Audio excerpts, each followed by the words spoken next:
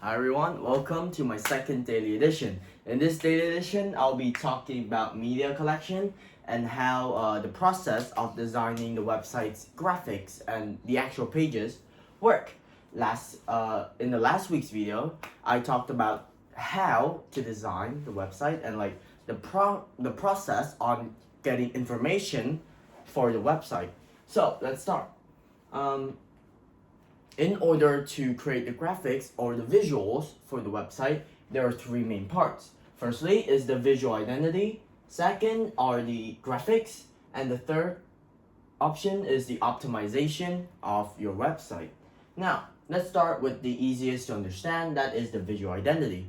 Now, visual identity is one of the most important factors in creating a website, and there are two reasons for it. First, it makes your website unique, obviously, and second, it's how people view your brand.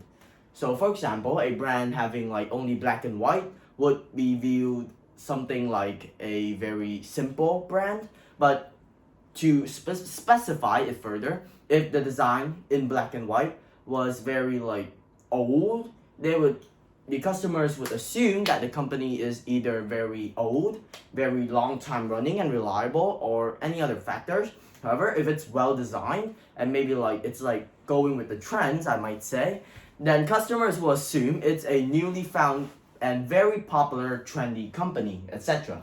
Now, the three main things in visual identity are the brand guidelines, in which it defines the company's mood and style, the brand palette, which is the scheme of colors used. For example, black and white, navy blue and white, and basically any color that would go well on a website that gives out a vibe. So let's say there's like a peaceful and evil and a industrial and a home friendly type of like palette. And lastly is the typography. Now, most people don't realize it, but typography has a huge impact on like an astounding impact on basically everything we do. Now, the same sentence is that let's say we write the sentence I see you.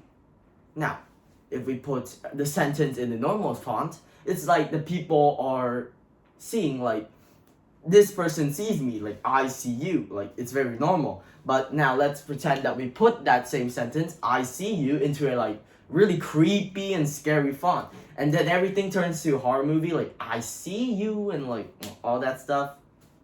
So that's how typography has an impact on our website. If we put very relaxing pictures on our website but then put like an absolute banger of a font, it's not going to like go well, because the visual identity is all three of these put together, and if they don't vibe with each other, it's not going to work out as a visual identity.